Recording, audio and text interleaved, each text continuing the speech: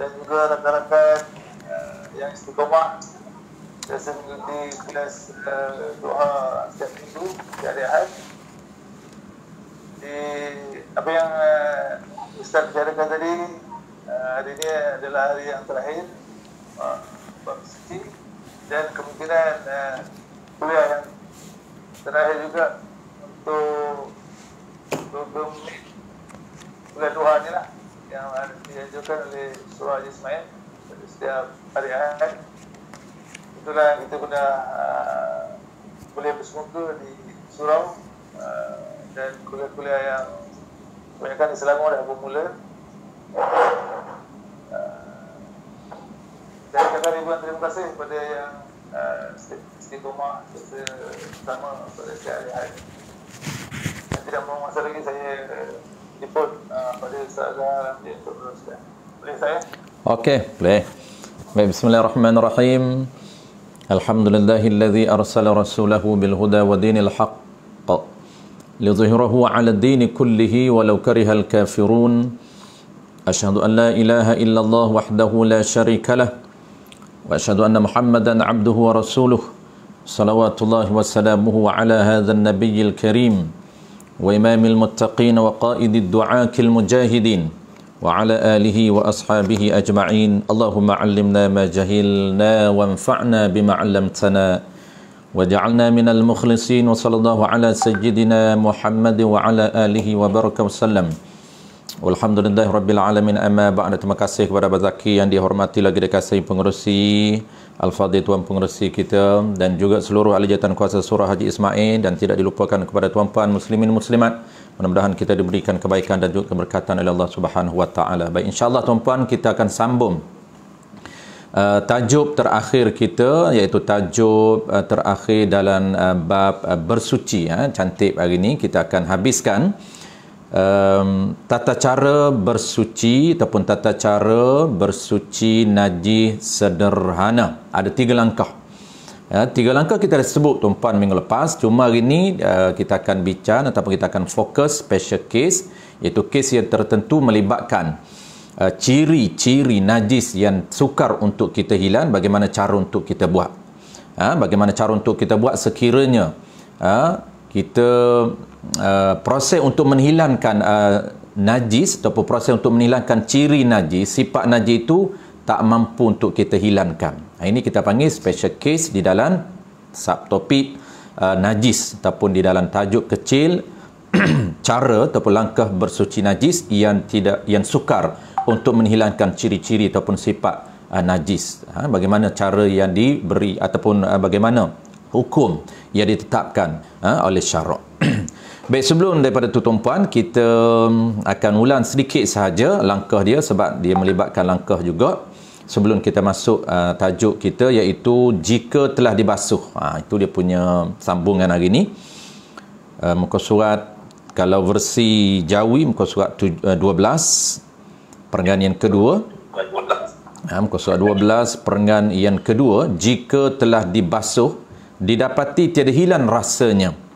Jadi ciri najis ini tuan-puan ada 3 ciri. Ciri najis ini ada 3. Yang pertamanya rasa najis, yang keduanya ialah bau, yang ketiganya ialah warna. Jadi 3 ciri ini kita mesti hilangkan ke semua 3 ciri.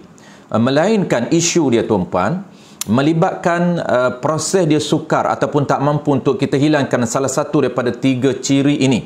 Apa hukum yang telah ditetapkan oleh syarak yang kita akan tengok. Baik, seperti biasa tuan-puan, 3 langkah bersuci najis sederhana. Najis sederhana ada 3 langkah yang mesti kita buat. Najis ringan ada 2, najis sederhana ada 3 langkah, najis berat juga ada 3 langkah. Baik, apa langkah yang pertama yang perlu kita follow yang telah ditetapkan di dalam bidang kuasa syarak? Pertamanya mesti kita buang air najis. Ini proses yang pertama yang mesti kita ikut. Tak boleh skip. Yang pertama ialah buang air najis ataupun buang diri najis. Cara buang kita telah bincang sebelum daripada ni. Ada 2 cara. Pertamanya kita boleh lap atau kita boleh buang dengan cara lap ataupun dengan ambil tisu, ambil kain, buang. ataupun dengan kita sedup, sama ada sedup itu dengan vacuum ataupun dengan alat apapun, kita sedup buang air najis. Cara yang keduanya ialah kita buang dengan air. Cara yang kedua, kita buang air najis dengan air, iaitu dengan pancuk air ataupun dengan cirus air, dengan spray air, sehingga air dia hilang ataupun air dia tak nampak. Air dia dah hilang. Itu cara ataupun langkah yang pertama. Apabila settle langkah pertama, barulah kita boleh terus kepada langkah yang kedua. Selagi tak settle langkah pertama, tak boleh untuk kita terus ke langkah yang kedua. Kalau kita terus ke langkah yang kedua, dia tak akan jadi suci. Sebab kita nak basuh ni tuan-puan, basuh tempat kena najis, bukan kita nak basuh najis. Selagi mana ada air najis, selagi mana ada diri najis, maka selagi itu kita mesti clearkan, kita mesti buang, kita mesti lap, kita mesti seduk, kita mesti vacuum, perah dan sebagainya. Kenapa? Kerana yang kita nak basuh ini adalah tempat kena najis. Yang kita nak basuh kesan daripada najis itu. Kesan masih ada, baunya masih ada. Sebab apa? Sebab itulah yang kita nak hilangkan dengan langkah yang kedua. Jadi langkah yang kedua tuan-puan, kita nak buat apa? Langkah yang kedua ini kita basuh. Langkah yang kedua, kita basuh sehingga suci. Cuma basuh tu kita dah beritahu ataupun kita dah bincang minggu lepas tuan-puan. Cara ataupun dia panggil cara yang ditetapkan oleh syarak. Cara basuh. Ada cara dia. Apa cara yang ditetapkan oleh syarak? Cara basuh dia. Syarak menetapkan mesti cara kita kena buat mesti air warib ataupun datang ke tempat kena najis. Itu cara yang telah ditetapkan oleh syarak. Mesti air datang ke tempat kena najis. Sebab itu kita panggil apa perbuatan kita? Kita panggil jirus ataupun kita panggil cucur ataupun kita panggil spray. Buat apa pun nama tak kisah, asalkan syarat yang ditetapkan oleh syarak, air mesti kena, warib mesti jatuh ataupun kena tempat yang ada yang kesan najis, tempat ataupun bekas yang ada kesan-kesan najis. Jadi air kena datang. Sama ada apabila air datang ke tempat itu, air itu mengalir atau air itu bertakun, itu tidak menjadi isu. Yang penting kekuatan dia ataupun yang ditetapkan oleh syarak, mesti air itu datang. Jadi itu cara basuh dia. Dan basuh ni pula tuan-puan, yang kedua dia ada dua cara. Pertamanya mesti air datang ke tempat kena najis ataupun kita panggil mesti jirus, mesti cucur. Yang keduanya dari sudut cara basuh dia dari sudut bilangan. Berapa kita nak gosok, berapa kali kita nak gosok, berapa kali kita nak basuh. Jadi gosok kita, basuh kita wajibnya tuan-puan satu kali, iaitu sehingga hilang ciri-ciri najis.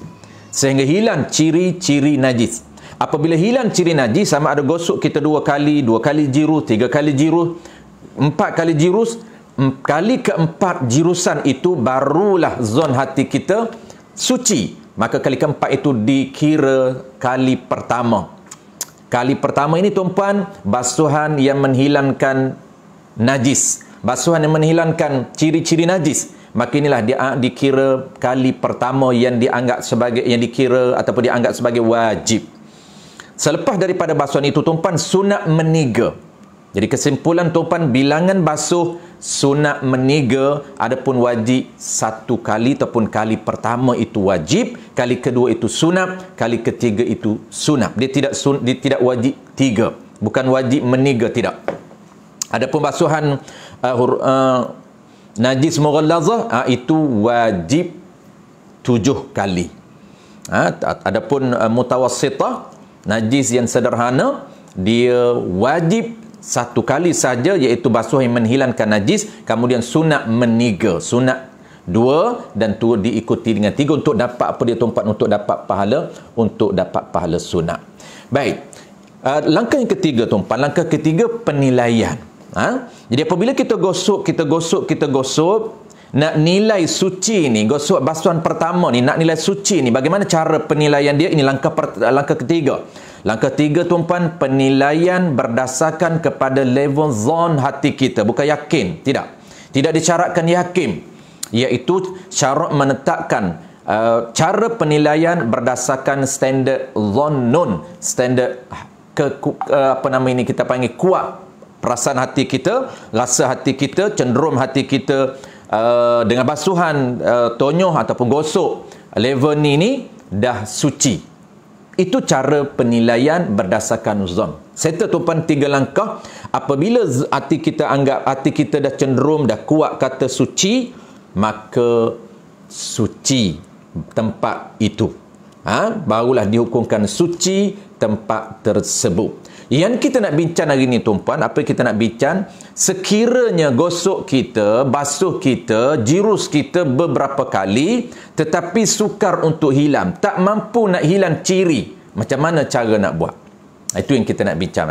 Baik, qala al-musannif rahimahullahu ta'ala, jika telah dibasuh didapati tiada hilang rasanya, jadi dia punya ciri najis ni tuan-puan ada 3. Ciri-ciri najis ada 3, sifat najis ada 3, dan ranking dia ataupun dia punya kedudukan ciri yang kuat diambil kira di sisi syarak. Yang pertamanya tuan-puan, ciri yang pertama ialah rasa. Rasa ini dianggap ciri yang kuat yang mesti kena hilangkan terlebih dahulu. Ciri yang kedua barulah diambil kira bau dan juga warna. Jadi bau dan warna dia lain hukum, rasa lain hukum. Jadi ada 2 isu yang kita nak bincang pada pagi ini, iaitu pertamanya, kes yang pertama, isu sekiranya basuhan kita sukar untuk hilang ciri apa? Bukan bau, bukan warna. Pertamanya ciri rasa kena lidah ataupun rasa dengan tangan. Rasa dengan tangan dan rasa dengan lidah. Tapi tak wajib kita rasa dengan lidah. Memadai kita rasa dengan tangan. Ciri yang kedua tuan-puan, ciri yang kedua apa dia? Ciri yang keduanya ialah bau dan warna. Kalau tak hilang bau, tak hilang warna, itu kes yang kedua. Itu hukum yang kedua yang kita akan bincang. Secara umum kita bahagikan kepada 2 kes, kepada 2 hukum yang tak sama. Okey, hukum yang pertama ataupun kes yang pertama, sekiranya telah dibasuh didapati tiada hilang rasanya, rasa najis. Seperti, macam mana nak tahu rasa dia ni? Seperti pahit. Dirasa dengan lidah. Tapi tak wajiblah kita letak di lidah kita. Jangan hanya zon sahaja. Kita basuh, zon hati kita rasa dah hilang, dah tak perlulah kita colek tangan kita, letak tempat kena najis, letak di lidah, nak tahu pahit ke ataupun rasa macam mana, bau rasa najis, tak perlu, tak wajib kerana memadai zon. Ataupun yang kedua ni boleh buat, ataupun kasab, ataupun dirasa dengan tangan, rasa kasar ni mana rasa kasar, masih kita dapat kesan dengan tangan kita, dia punya ciri najis masih ada. Contoh macam mana tuan-puan? Contoh, dia payah sikit contoh bab rasa ni, untuk dirasa dengan tangan ni. Kalau warna mudah, kalau bau mudah. Tapi kalau nak rasa dengan tangan ni, nak bagi material ataupun jirin najis bagi kesan dengan tangan itu agak payah contoh dia. Tapi kita bagi contoh lah, mudah nampak. Seperti lemak lah tuan-puan, lemak binatang. Contohlah lemak binatang ni, kalau binatang tu suci, dia tak menjadi isu. Contohnya lemak binatang yang najis. Apa dia? Lemak babi contoh sahaja. Jadi lemak babi ni kita basuh di tangan kita sehingga mana tuan-puan? Sehingga kita masih lagi rasa kesan di tangan kita, masih rasa macam berlemak di tangan. Masih ada rasa macam kasar di tangan kita, masih berlemak di tangan kita. Macam orang pomeh kereta tuan-puan, minyak hitam. Orang pomeh kereta minyak hitam. Minyak hitam tak najis, contoh sahaja nak bagi contoh. Ciri kasar ini boleh detect, boleh dikesan dengan sentuhan. Jadi pomeh ni tuan-puan, apabila dia lepas buat kerja, dia nak solat, dia akan bersihkan tangan dia, nak ambil wuduk. Apa rasa di tangan dia? Dia akan rasa macam kasar, dia akan rasa macam melekit lagi. Kenapa? Itulah dia kesan masih ada ciri-ciri benda itu. Cuma minyak hitam dia tak najis, tak menjadi isu. Cuma nak basuh ni tak nak bagi dia menghalam air masuk. Sebab tu kita nak kena clearkan. Contohlah, ada something ataupun suatu najis yang lemak dia itu masih lagi kita basuh, masih terasa di tangan. Contohnya kena di tangan, lengan kita. Kita dah basuh, lemak tu masih terasa lagi. Ya, terasa dengan apa? Bukan dengan lidah, dengan tangan kita, sentuhan kita. Apabila kita sentuh, masih rasa kasar lagi, masih rasa melekit lagi. Itulah dia maksudnya ciri rasa yang boleh dikesan dengan tangan yang tak hilang, yang sukar dihilang. Yang sukar dihilang. Seperti pahit ataupun kasar, yang ni kasar. Nescaya, jawab dia. Nescaya tiada dimaafkan, bahkan hendaklah dibasuh. Okey, apa cara proses dia kena buat? Wajib dibasuh. Hilangkan, langkah pertama hilangkan air, hilangkan diri, tinggal kesan saja. Yang kedua, proses yang kedua macam mana? Hendaklah ini wajib dibasuh lagi. Kita basuh tak hilang, wajib dibasuh lagi. Wajib dibasuh lagi itu hingga hilang rasa itu. Wajib kita kena basuh sehingga hilang kesan yang boleh didetek dengan tangan kita. Kena basuh lagi. Sehingga mana? Setelah itu, jika tidak hilang juga, apabila kita gosok juga lebih daripada 3 kali, anggaran kitanya lebih daripada 3 kali dah, bukan wajib 3 pun, tapi dah lebih daripada 3 dah, tak hilang juga, melainkan dengan dipotong ketika itu, kena gunting barulah hilang. Kenapa dia cerita kena gunting ni? Nak ceritanya sukar dah, kalau gosok pun tak hilang dah. Nak bagi hilang juga kena gunting kain tu, kain yang kena najis tu. Tu nak cerita gunting tu istisna ni, nak cerita ni nak menunjukkan bahawa sukarnya kalau gosok pun tak akan hilang. Tapi kalau zon hati dia, kalau gosok sikit lagi hilang, wajib gosok. Kalau dia kata gosok lagi ni boleh hilang, wajib gosok lagi, wajib basuh lagi. Sehingga hati dia kata banyak kali dah ni, lebih 3 kali dah. Kalau gosok pun tak akan hilang, melainkan cara hilang kena gunting kain ni. Kena gunting buan kain ni. Maka ketika itu apa hukum dia? Ketika itu dimaafkanlah.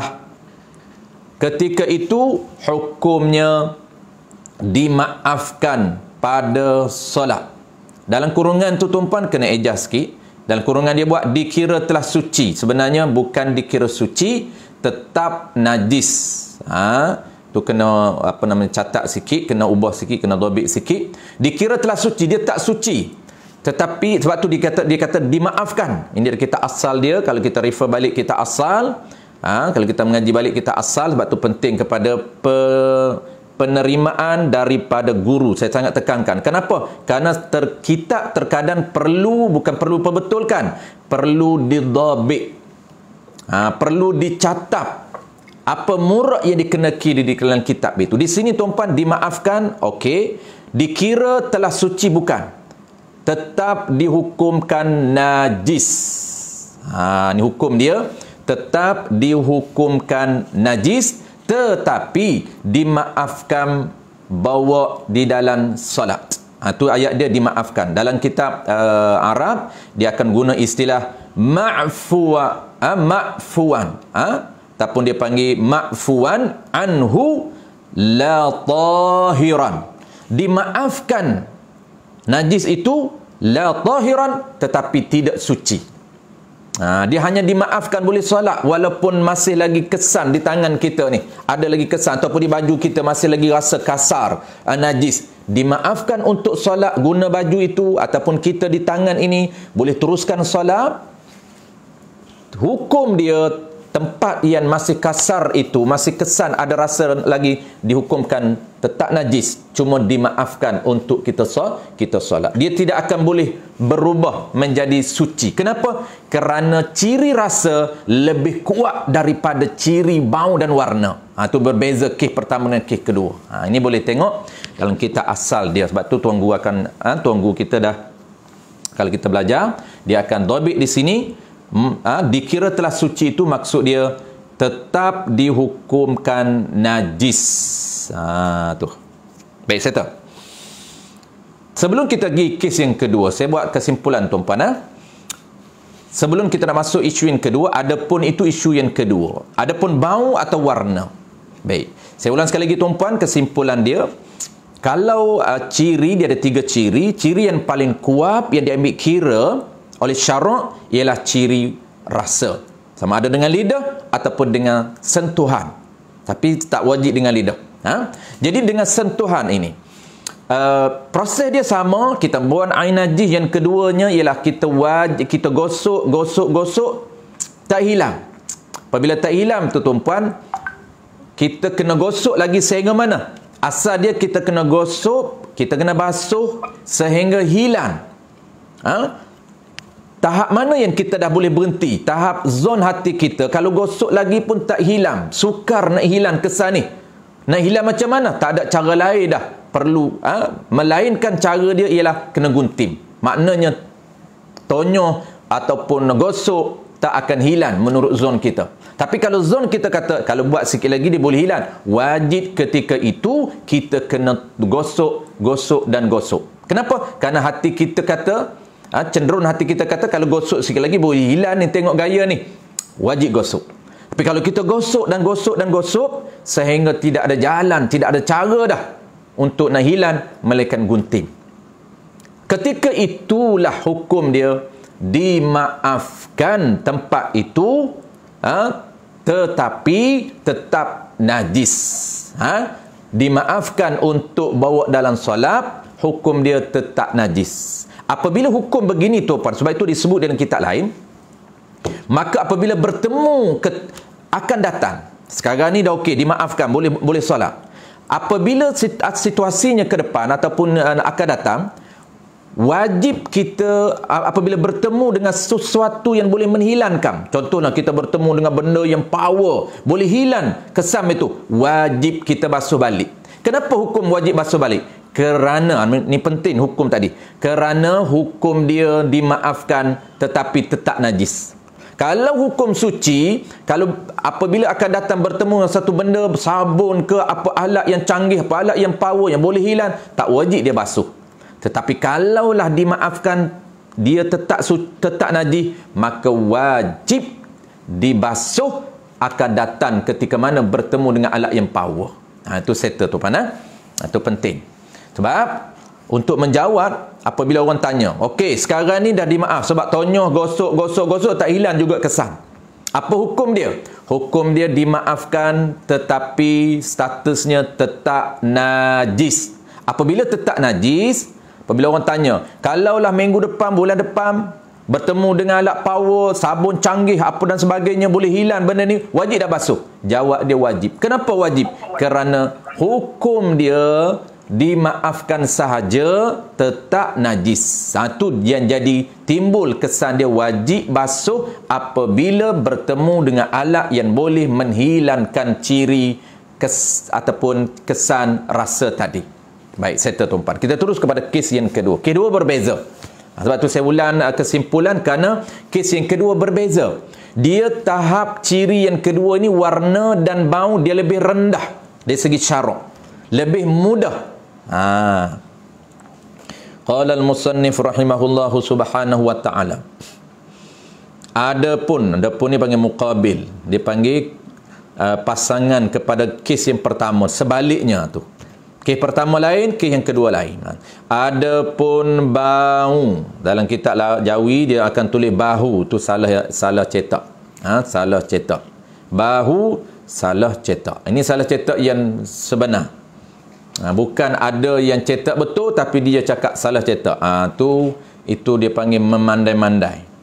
Ada juga orang baca kitab sebenarnya cetak betul, tapi dia sahaja yang pandai cakap salah cetak. Itu tanda bahawa networking, rantaian periwayatan dia kurang jelas, kurang jelas. Jadi kita tuan-puan, jagalah dari segi periwayatan ilmu, dari segi networking ilmu, supaya nilai ilmu dan juga keaslian ilmu terjaga. Bukan saja keberkatan ada pada networking itu, ada pada rantaian periwayatan ilmu daripada kita ke guru kita. Bukan berkat saja, tetapi yang paling penting kita nak jaga tuan-puan, keaslian ilmu itu terpelihara sampai ke anak cucu kita.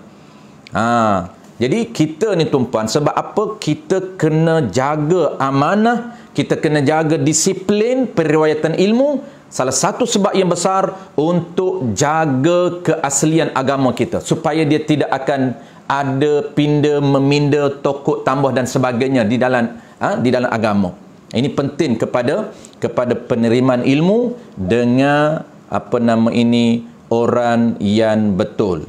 Di sini tuan-puan, dia memang betul salah cetak, sebab dia cetak bahu, sebenarnya bukan bahu, dia baung, ba alif waw. Tu dia salah tambah hak tu tambah. Adapun bahu, sebenarnya adapun baung ataupun warna. Dua ni, atau level ciri baung dan ciri warna. Dua ni, ciri baung dan ciri warna. Dia dua ni tuan-puan, dua ciri kes sama. Kita asingkan kes, sama je kes dia.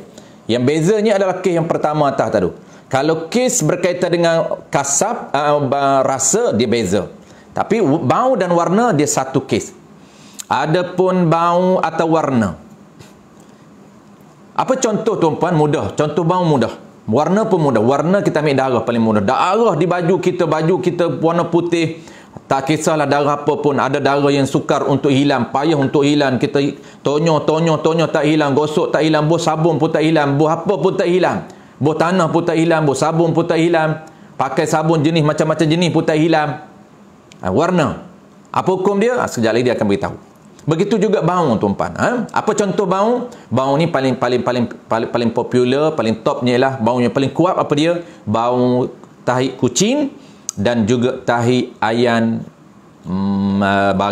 Saya tak tahu sini panggil apa, tahi ayan mone saya panggil lah. Di bahasa saya dia panggil tahi ayan mone. Ada negeri dia panggil tahi ayan mona, ada negeri panggil tahi ayan mone. Saya tahi ayan mone. Tahi ayan yang dia berak tuan-puan, dia lembak-lembak itu, memang power, memang dia punya bau lain macam bau dia. Kalau melekat di kaki kita, terpijak di selipar kita, terpijak di kaki kita, spray biasa dah hilang dah warna dia, dah hilang dah dia punya air, warna dia pun tak nampak, tetapi bau dia masih melekat. Bau tai kucing sangat kuat, bau tai ayam monin sangat kuat. Cara dia nak buat macam mana? Hilangkan, tapi masih lagi berbau. Apa hukum dia? Tengok proses dia. Adapun bau atau warna, jika telah dibasuh dan digosok, dam ni panggil tuan-puan, dam ni gaya bahasa syarak ataupun gaya bahasa kitab. Gosok dengan basuh itu dia panggil tafsir. Dan ni atau tafsir. Yang kata gosok tu apa dia? Dan digosok. Basuh tu dengan makna digosok. Berapa? 3 kali. 3 kali ni bukan wajib 3 kali tuan-puan. Nak ceritanya gosok ni dah banyak sehingga 3 kali ataupun lebih, tidak hilang, tetap tidak hilang bau ataupun warna. Apa hukum dia? Hukumnya hukum najis yang kita gosok, yang kita basuh lebih dah 3 kali. Bukan gosok sekali dah, banyak kali gosok. Nak cerita banyak kali, 3 kali tu bukan wajib. Cuma wajib dia basuh sehingga hilang. Hukumnya dimaafkan. Hukumnya dimaafkan. Di dalam kurungan tu dikira bersih juga. Dia ni dikira suci. Hukumnya dimaafkan. dan dikira suci. Lihat beza tuan-puan. Kalau di atas tu dimaafkan. Hukumnya dimaafkan. Tetap najis. Di sini ni hukumnya suci, bukan dimaafkan. Tu nampak terbalik tu tuan-puan. Dia terbalik, dia ada silap teknikal tu, silap. Dia tertukar tu. Atas pun dia buat dimaafkan, di bawah pun dia buat dimaafkan. Sebenarnya kita boleh tengok dalam kitab asal dia. Kitab asal dia kitab Matla'ul Badrain wa Majma'ul Bahrain. Jadi kitab ni tuan-puan, kita kalau nak belajar dua-dua pun boleh. Kalau nak belajar satu kitab pun okey. Tuan-puan belajar kitab Matla', tak perlu belajar kitab ni. Kalau belajar kitab ni, kitab Matla' kena belajar lagi lah, sebab kitab Matla' dia detail daripada kitab ni. Cuma nak cerita, kalau belajar kitab Matla', ambil daripada guru cantik, tak perlu belajar kitab ni, sebab kitab ni dia ringkasan daripada kitab Matla'. Kalau nak belajar dua-dua lagi cantik lah. Kitab ni dulu, kemudian baru belajar kitab Matla'. Sebab kitab Matla' dia agak tinggi silibus dia. Jangan jangan kita langkau terus kitab Matla', dia agak tinggi. Jadi kita belajar kitab mula daripada bawah, mula daripada asas, kemudian naik kitab Matla'. Jadi dalam kitab Matla' tu refer yang asal, tempat rujukan yang asal, hukumnya suci.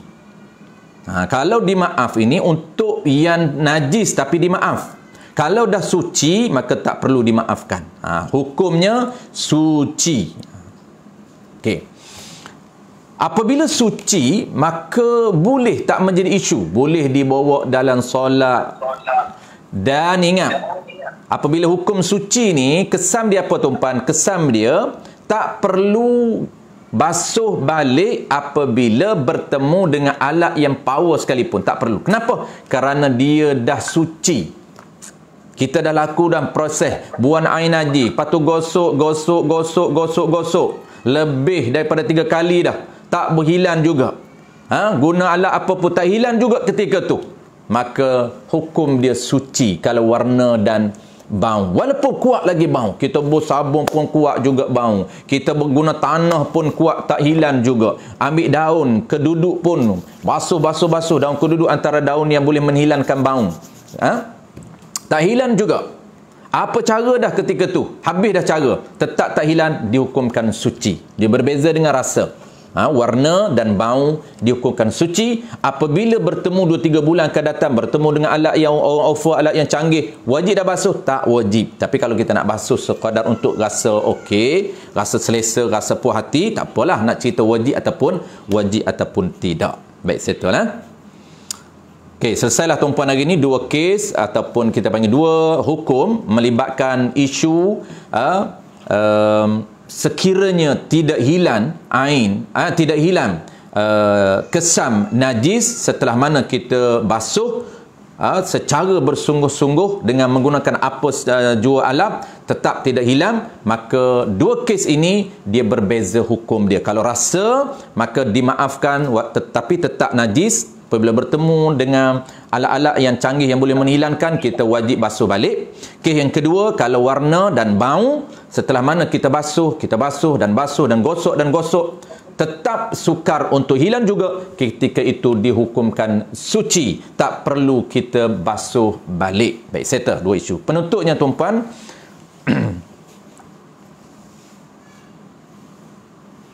qala al-musannif rahimahullahu subhanahu wa ta'ala. Ini penutup kepada kitab kita ini. Maka jika najis itu sudah tiada ainnya. Ini info tambahan sahaja. Kita dah settle dah 3 langkah bersuci najis sederhana. Dah settle. Kita dah tahu melibatkan kes-kes special case pun kita dah bincang. Sekarang ini penutup dia ada 2 info tambahan berkaitan dengan cara bersuci najis hukmi dan juga berkaitan dengan cara bersih daging. Kita dah bincang minggu lepas, dan mungkin dia akan tambah sedikit lagi untuk ulangan kita sebagai peringatan. Dia ulang balik cara bersih najis, cara bersih ikan yang banyak darah, dan cara bersih daging yang banyak darah.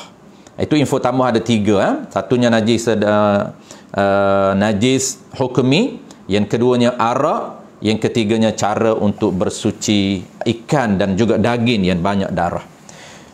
Baik, yang pertama dulu. Maka jika najis itu sudah tiada ainnya dan tiada lagi sifatnya. Ingat tuan-puan, kita dah sebut minggu lepas, Ada dua, secara umumnya najis terbahagi pada dua kategori. Kategori pertama disebut sebagai najis aini, iaitu najis yang ada diri dan juga ada ciri. Yang kedua, kategori najis yang kedua iaitu najis hukmi, najis yang dinisbahkan kepada hukum. Apa maksud dia? Iaitu najis yang tidak ada diri dan tidak ada ciri. Walaupun tidak ada diri, walaupun tidak ada ciri, tetapi dinisbahkan hukum tetap najis. Kenapa? Karena tidak melalui proses ataupun prosedur syarak.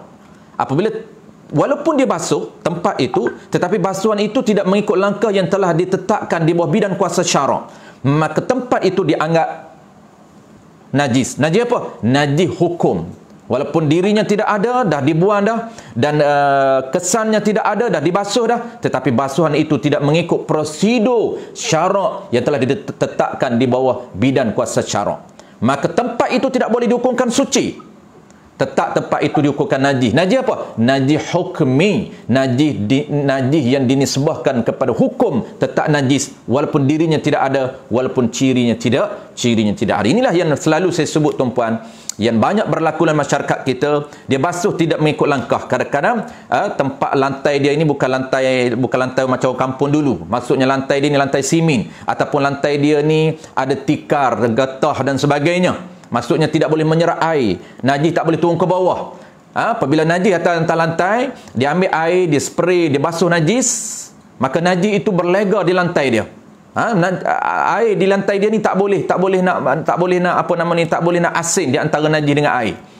Apa berlaku, tuan-puan? Menyebabkan seluruh lantai dia itu akan jadi mutanajis. Walaupun bersih, walaupun ada bau cantik, bau dah cantik semua, tetap dihukumkan tempat itu najis, tetapi najis hukmi. Makanya macam mana cara untuk basuh najis hukmi? Info dia sekadar info sahaja.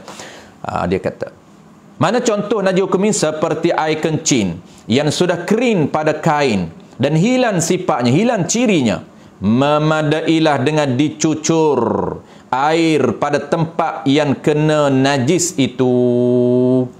Jadi tak perlu, hanya satu sajalah, satu langkah sahaja. Najis hukmi mudah, tuan-puan, untuk kita basuh sangat mudah. Kita cucur sahaja air itu, ambil syarak sahaja. Cucur saja air itu. Semua kawasan yang ada najis hukmi itu kita just dirus ataupun kita cucur sahaja, tak perlu kita gosok dan sebagainya. Settle. Baik, info yang kedua, tambahan yang kedua. Qala al-musannif rahimahullahu ta'ala, arak apabila telah jadi cuka dengan sendirinya, hukumnya suci. Hukum arak itu suci. Bila suci tu? Bukan ketika dia arak. Kalaulah ketika dia arak, tak sucilah. Orang panggil arak ni najis. Apabila dia bertukar menjadi cuka, tapi syarat dianya nak jadi suci cuka tu, kita boleh makan cuka kurma, tuan-puan. Kita boleh makan cuka kurma, cuka apple, kita boleh makan cuka anggur. Cuka anggur boleh makan. Tetapi perahan anggur ketika mana dia dinamakan arak itu haram. Kenapa? Kerana najis. Arak itu najis. Baik. Hukumnya suci dengan syarat tidak dimasukkan benda lain ke dalamnya. Ini syarat proses nak buat arak tu, tuan-puan. Proses nak buat arak, yang kata suci cuka, kita nak makan cuka anggur ni. Kita nak makan cuka anggur, kita nak minum cuka kurma. Suci cuka tu, tapi kena ingat proses dia bagi betul. Proses nak daripada arak nak jadi cuka, daripada arak tu, arak ketika dia menggila, proses buat kurma ni, tuan-puan, ketika dia menggila, dia jadi arak. Dia hilang menggila, dia akan bertukar menjadi cuka. Maka cuka itu bersih. Cuka itu tak najis, boleh minum. Dengan syarat apa? Dengan syarat proses pertukaran arak kepada cuka berlakunya proses dengan sendiri, tidak dimasukkan apa-apa.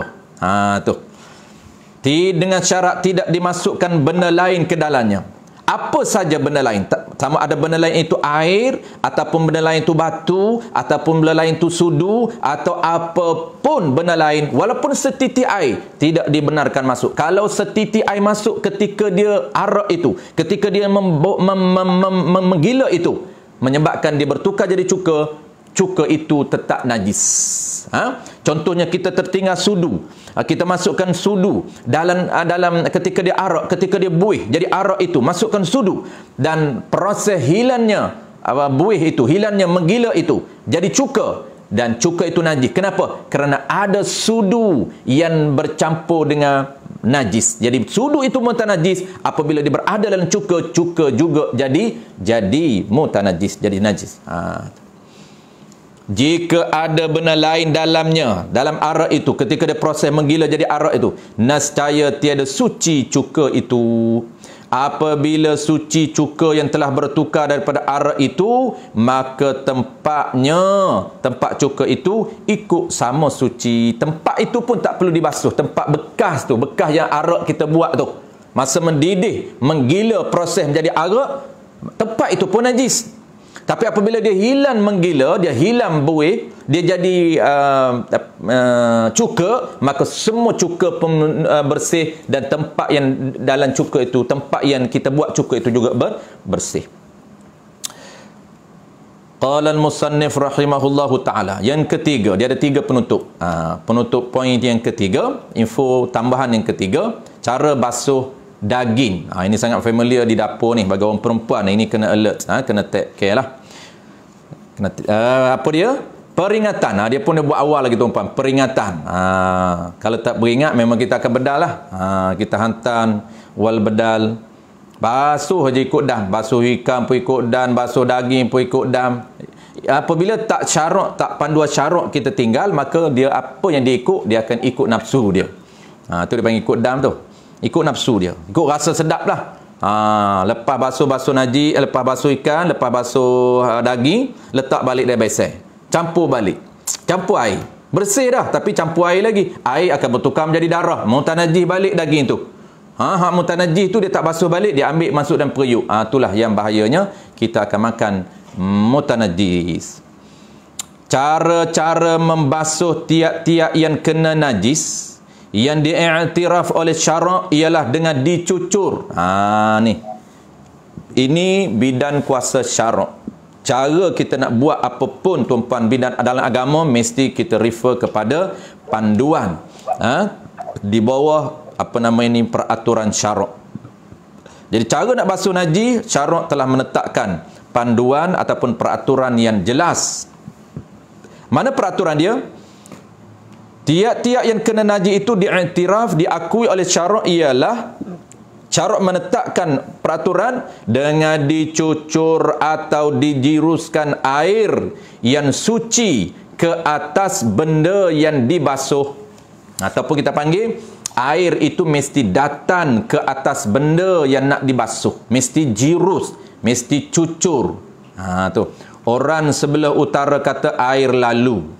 Meskipun sekali lalu, sekali cucur, sekali jirus dah hilang, okey. Jika tidak diperbuat begitu, jika tak cucur, tak jirus, tak air tak lalu, apabila air itu tak lalu, apabila air itu tak jirus, apabila air tak kena tempat najis, macam mana? Umpama dicelupkan benda yang kena najis. Najis itu kena pada air, bukan air itu kena pada najis, tidak. Ni kesan dia tak sama.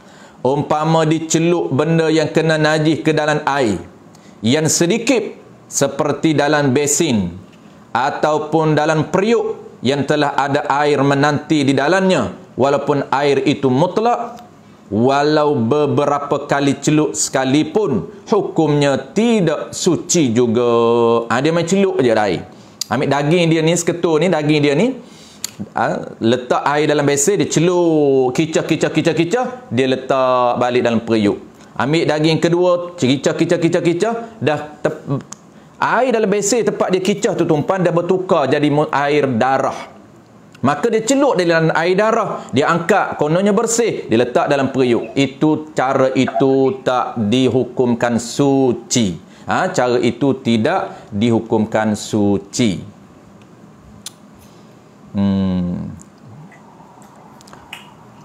Hal ini mustahak diambil perhatian. Kerana apa mustahak sangat ni? Zaman dia, bukan zaman kita. Zaman kita lagi-lagi lah.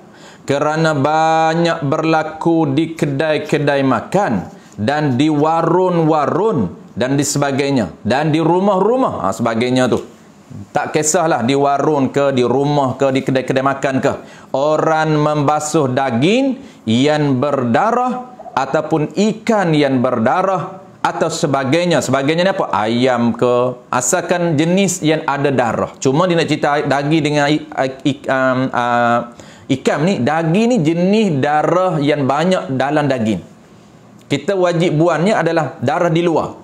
Di luar tu kita basuh buang, darah dalam daging tetap dia akan mengalir. Sebab tu kita tak boleh selam dalam air, sebab darah dalam daging dia akan mengalir. Tu. Atau sebagainya. Pakai celup sahaja. Dia kata ramai orang di kedai-kedai makan, di warung-warung dan di rumah-rumah, orang basuh daging yang berdarah ni, dia guna celup sahaja. Celup dalam air, kicah dalam air, masuk dalam periuk. Ada pun tumpuan yang orang selalu tanya, dia kata kita dah basuh cantik ikut prosedur syarak dah, tapi kita letak dalam air, dalam periuk, kita masukkan kuah, dia akan mengalir darah. Itu dimaafkan. Tapi sebelum darah yang keluar bercampur dengan air dan bercampur dengan kuah yang dimaafkan, kita mesti follow, kita mesti ikut peraturan bersuci najis dulu. Mesti air kena daging. Jangan kita air kena daging dah cantik dah, kemudian kita masuk dalam besen tu pula bertakun dengan air, air itu berubah darah, jadi najis balik, jadi mutanajis balik. Ini kena jaga tu panas. Jadi kita dah basuh daging tadi, dah cucur dah bawah paip, kemudian jangan kita letak daging yang dah bersih itu dalam bekas yang ada air, sebab dia akan keluar balik darah, dia akan bercampur dengan air mutanajis balik, jadi hukum daging itu jadi mutanajis balik. Kalau kita nak letak juga dalam besen, kita letak dalam bekas yang boleh dijak, boleh diasin, maksudnya kita, orang tua kata bilas. Kita boleh bilas, air itu mengalir ke bawah. Kita masukkan dalam jak, kita masukkan dalam bekas yang boleh mengalir ke bawah. Dah suci dah, kita masuk dalam periuk, kemudian kita masuk kuah, tu alright. Sebab apa? Sebab kita dah masuk, kita dah bersih suci. Kemudian kita masuk dalam periuk, masuk dalam kuali, kemudian masuk air, masuk kuah. Dalam proses nak kuah itu dia akan bertukar balik menjadi darah, dia akan keluar balik. Itu dimaafkan. Itu dipanggil darah yang dimaafkan pada makan, tak dimaafkan pada sembahyang yang kita pernah bincang dulu. Wallahu a'lam. Bersugi, InsyaAllah tuan-puan, kalau ada kesempatan masa bila-bila akan datang, kita akan bincang tajuk tata cara gosok gigi. Tata cara bersugi ataupun tata cara bersugi. InsyaAllah untuk kuliah online setakat ni saja dulu. Sebab kita dah mula kuliah secara fizikal, kuliah secara bersemuka, kita akan sambung kitab di Surah Haji Ismail, kitab Matla'ul Badrain wa Majma'ul Bahrain dalam bab muamalat. Kembali balik. Baik, insyaAllah tuan-puan, sebelum tu seperti biasa saya cuba tengok kalau ada soalan yang boleh dijawab.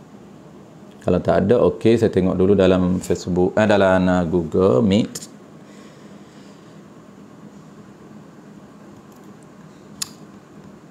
Assalamualaikum. Waalaikumsalam warahmatullahi. Sekiranya kapek di surau terkena najis dan masih terasa najis, sahkah orang solat di atas tanpa lapi? Ya.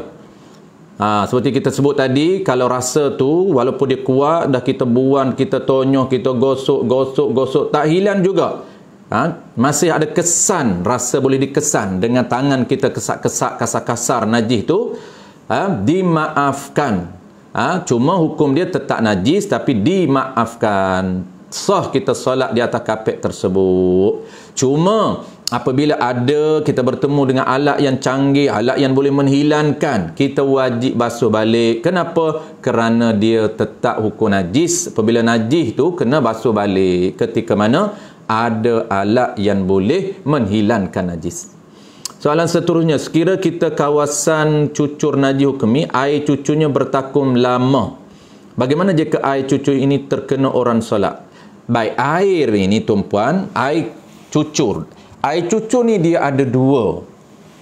Air cucur yang pertama, yang sebelum menghilang najis, kalaulah bercampur tu dengan tempat kita tonyoh itu dipanggil tetap air mutanajis. bukan air mustakmal. Itu kena jaga.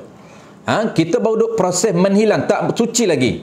Kita baru duk proses gosok dan air yang panggil apa, yang sekeliling kita tu, yang kita duduk basuh kesan ataupun tempat kena najis tu, tempat yang kena najis kita duduk gosok, tak hilang lagi. Air yang masih belum hilang najis, itu bukan air mustakmal lagi.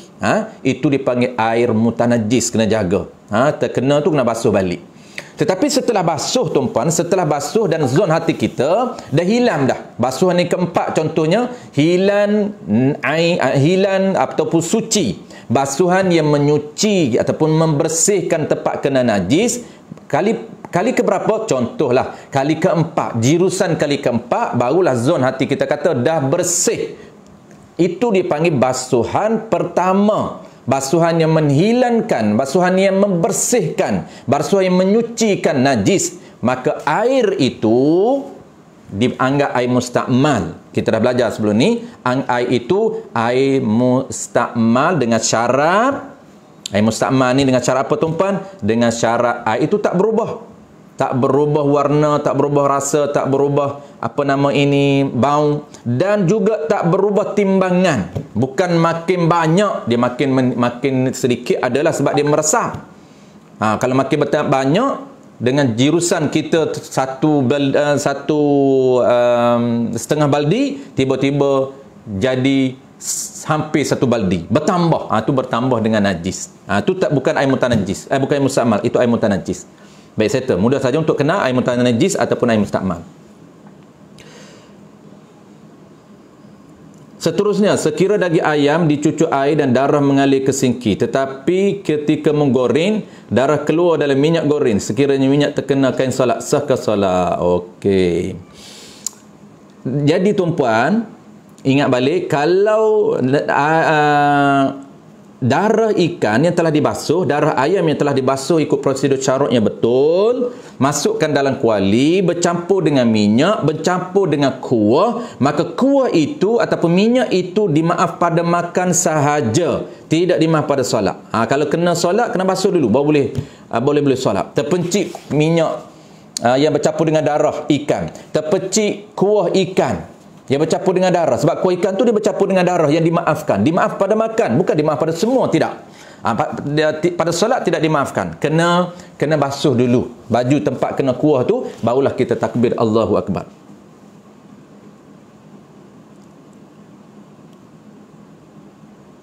Okey, soalan terakhir. Tak ada dah, habis dah. Okey, soalan terakhir dah jawab tadi untuk Al-Fadhil Tuan Bilal kita. Yang lain tu iklan. Abang Zaki sebut pada sahabat semua boleh bagi handphone sahabat kepada Abang Zaki. Talian nombor Abang Zaki tu 0162019925 jika berkehendak untuk join kuliah di Syifa secara bersemuka. Iklan satu lagi, Al-Fadhil Tuan Haji Rosli, kepada semua pencinta ilmu sila PM nombor handphone Tuan ke Tuan Zaki. Okey, sekali lagi untuk dimasukkan ke grup kuliah Syifa untuk dapat rakaman ataupun live kuliah Syifa. Okey, nombor Al-Fadhil Abang Zaki kita 0162019925. Baik, itulah tuan-puan hari ini sekadar kita sempat untuk kita bertemu hari ini, dan saya ucapkan ribuan terima kasih banyak kepada pihak pengurusan Surau Haji Ismail, terutamanya Al-Fadhil Tuan Pengerusi kita, seluruh ahli jabatan kuasa tanpa saya menyebut nama, ahli jabatan kuasa Surau Haji Ismail, dan juga tidak dilupakan kepada tuan-puan muslimin muslimat yang meraihkan dan juga membesarkan, menta'zinkan majlis ilmu sepanjang kita adakan lebih kurang 11 siri. Dan mudah-mudahan Allah beri kesempatan kepada kita untuk kita meneruskan kuliah kita secara bersemuka ataupun secara fizikal di Surau Haji Ismail, insya-Allah. Saya serah balik kepada Abang Zaki kita. Wallahu a'lam.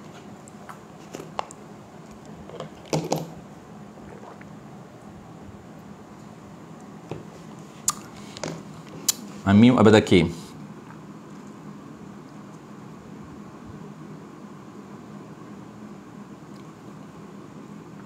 Tak dengar. Oh ya. Okey, Terima kasih. okey, baru dengar.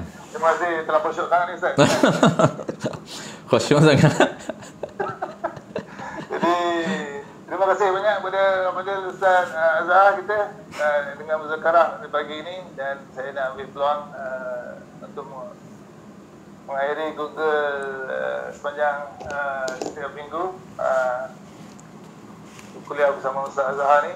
Jadi saya nak berkata sikit tentang surah Al-Ismail. Siapa yang berkendak nak join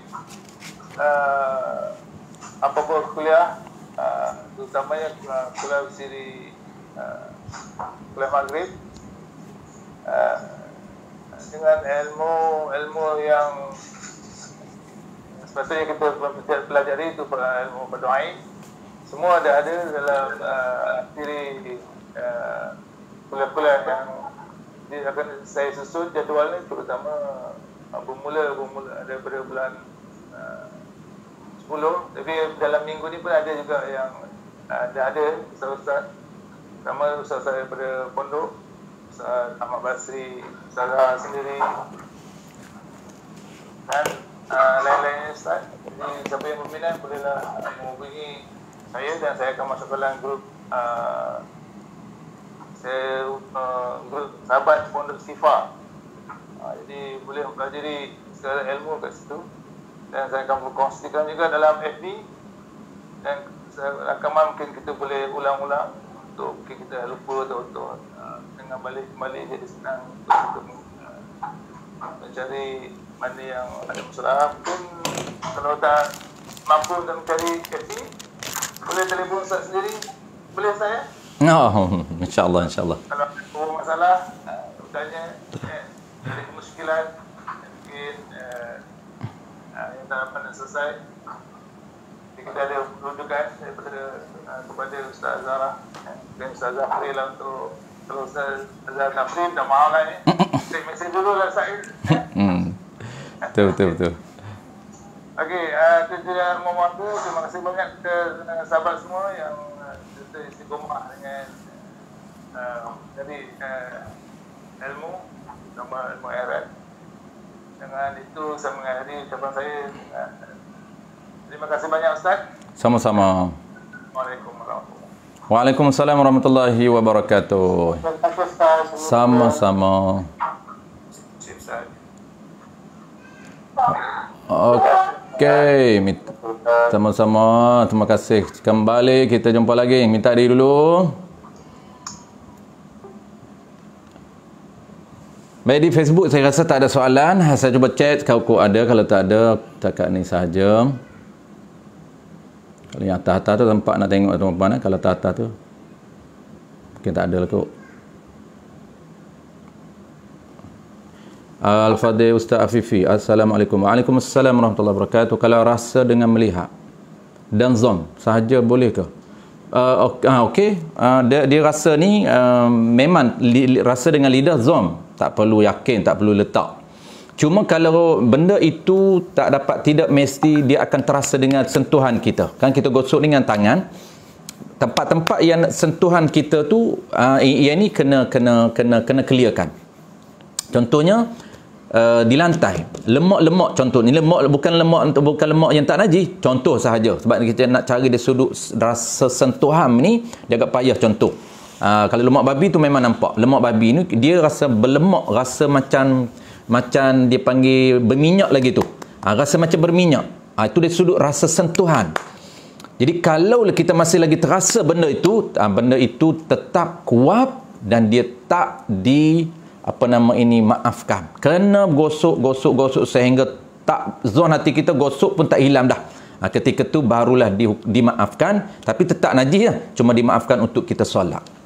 Adapun dari sudut nisbah rasa tak wajib. Zon sahaja memadai. Kalau benda ni rasa bagus soalan ni tuan-tuan, bagus. Sebab dari sudut sentuhan tak ada. Sebab benda ni contohnya kita ada panggil apa tuan, tak apa saja najis, sentuhan memang tak rasa dah pun. Cuma yang ada apa? Warna ada, bau ada, tapi rasa di lidah ada ke wajib letak di lidah? Tak wajib. Maknanya dari sudut rasa dah okey. Sebab dengan tangan tak rasa apa pun, dengan lidah tak wajib. Cuma yang tinggal apa? Warna dan bau. Maka dia isu yang kedua. Kalau rasa warna dah bau, isu lebih mudah, syarat lebih longgar sedikit. Nampak warna, hilang dah warna. Bau, tonyoh, gosok-gosok tak hilang bau. Sukar untuk hilang bau. Apa cara dah kita buat tak hilang juga. Ketika itu dihukumkan suci. Bukan dimaafkan, dihukumkan suci. Dia lebih longgar daripada isu pertama, sentuhan. Rasa dengan sentuhan, bukan rasa dengan lidah. Kalau benda tu najis yang unsur dia tak nampak dah tak nampak dah dengan mata dan tak dengan tangan pun tak rasa apa, tak wajib kita letak di lidah. Itu okey, bagus soalan tu. Itu saja soalan. Saya rasa kalau soalan lain saya cuba cek, saya akan jawab secara bertulis. Baik, terima kasih banyak kepada tuan-puan semua yang meraihkan program kita ataupun meraihkan pengajian pagi ini, pengajian kita pagi ini. Dan insya-Allah tuan-puan, kita hari ini adalah bahagian terakhir kita dah stop sebab kita dah boleh pergi ke surau. Jadi kita tak buat lagi kuliah duha secara online. Kita ni saja. Adapun kuliah duha yang kita kekal setakat ni iaitu hari Sabtu. Itu kita masih kekal online hari Sabtu kita masih kekal. Yang lainnya semua kita dah mula di surau secara fizikal. Baik, terima kasih banyak. Kita doa, lupa tadi nak doa kan. Bismillahirrahmanirrahim. Alhamdulillahirabbil alamin. Wassalatu wassalamu ala asyrafil anbiya'i wal mursalin wa ala alihi wa ashabihi ajma'in. Allahumma anfaqna fid din wa 'allimna ta'wil waj'alna minal ulama'il 'amilin waj'alna minal mukhlisin. Wa sallallahu ala sayyidina Muhammad wa ala alihi wa baraka wa sallam. Alhamdulillahi rabbil alamin. InsyaAllah kita jumpa lagi tuan-puan. Terima kasih kembali.